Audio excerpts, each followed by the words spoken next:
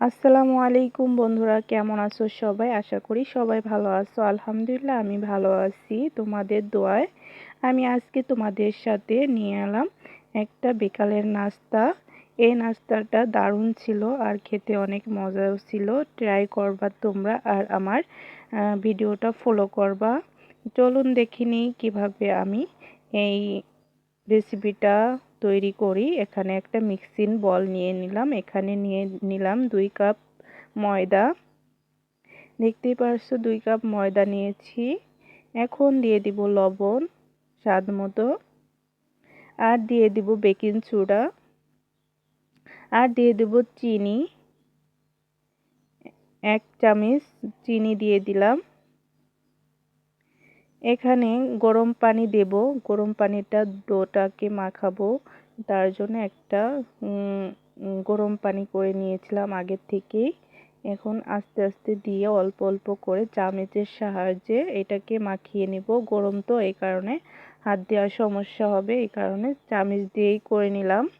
এখন দেখেন আস্তে আস্তে পানিটা দিতেছি। এভাবে করে আপনারা দিবেন, তাহলে ভালো হবে। এভাবে করে একটু নরম নরম হবে। এই ডোটা নরম থাকবে, শক্ত করা যাবে না। হাতের সাথে লেগে যায় এরকমভাবে ডোটা তৈরি করতে হবে। দেখেন আমার কতটা নরম হয়েছে ডোটা। এভাবে করে আপনারা ডোটা বানাবেন, না হলে রেসিপিটা একটু ভালো হবে না। আর এরকম নরম করে করলে তাহলে নরম থাকবে নাস্তাটা। দেখেন আমার হাতের সাথে আটাগুলো মাখিয়ে যাচ্ছে ডোটা। এভাবে করে এরকমভাবেই করতে হবে, না হলে সমস্যা হবে, পরে বানাইলে মজা হবে না, শক্ত হয়ে যাবে। এখন হাতে একটু তেল লাগিয়ে নিলাম। এখন দেখতে পাচ্ছেন সুন্দর করে তেল লাগিয়ে সুন্দর করে একটু মথে নিচ্ছি। এভাবে করে মথে নিব। দেখেন অনেক নরম হয়েছে। এরকমভাবেই করবেন, না হলে সমস্যা হতে পারে, পারফেক্ট হবে না। দেখেন সুন্দর করে আমি মথে নিয়েছি। এভাবে করে কিছুক্ষণ মথবো। আর বেশিক্ষণ সময় নিয়ে এটা মাখার উচিত, মাখতে হবে। এখানে আমি কিচেন তাওয়াল দিয়ে ঢেকে দিলাম। এখানে নিয়ে নিয়েছি দেখেন কয়েকটা পেঁয়াজ।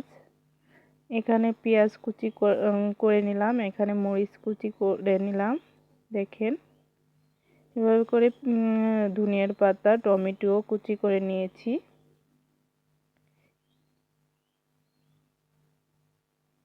দেখেন সুন্দর করে টমেটোগুলো কেটে নিয়েছি।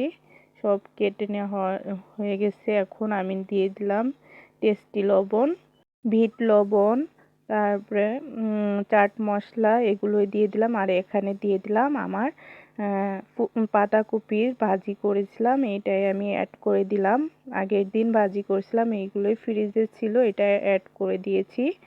আমি এই পাতাকপিটা ফালাই নেই, কিন্তু এটা দিয়ে আমি এই সুন্দর রেসিপিটা করব, মজাদার রেসিপিটা করব। এখন আর একটু হাতে তেল লাগিয়ে ভালো করে মথে নিব রেস্টে থাকা এই আটাটা। ডোটাকে সুন্দর করে মথে নিব হাত দিয়ে চেপে চেপে। এখন দেখেন একটা ফ্রির উপর নিয়ে নিলাম। দেখেন তারপরে আর একটু সমান করে নিয়ে নিচ্ছি সুন্দর করে। এখন দেখেন একটা ছুরির সাহায্যে সুন্দর করে ডোটাকে 4 ভাগে ভাগ করে নিলাম। এভাবে করে ভাগ করে নিব। 3টা ধুয়ে দিয়েছি, একটা আমি এখন আপনাদের সাথে শেয়ার করব কিভাবে আমি করি। দেখেন এভাবে করে ডোটাকে সুন্দর করে একটু চেপে চেপে একটু গোল করে বড় করতে হবে রুটির মতো। এখানে বেলনের সাহায্য লাগবে না, হাতের সাহায্য দিয়েই করতে হবে। এখানে আমি এই ডোটাকে আমি নিয়ে নিলাম। এখন দেখেন হাতের সাহায্যে সুন্দর করে চেপে চেপে মুখটা মেরে নিচ্ছি। দেখেন দেখেন এই যে সুন্দর করে আমি একটু চেপে চেপে দিয়ে নিচ্ছি। এই তো আমার নাস্তা রেডি হয়ে গেছে। দেখতেই পারতেছেন এই নাস্তাটা রেডি হয়ে গেছে সুন্দরভাবে। এইটুকুই থাকবে, এরকমই থাকবে। দেখেন এখানে আপনাদের বোঝার সাহায্যে আরেকটা করে নিয়েছি। দেখেন এভাবে করে চেপে চেপে একটু বড় করে সুন্দর করে বানিয়ে নেবেন। এখানে ডোটা দিয়ে দিব, এভাবে করে ডোটা দিয়ে দিব। তারপরে আবারও হাতের সাহায্যে মুখটা মেরে নিব।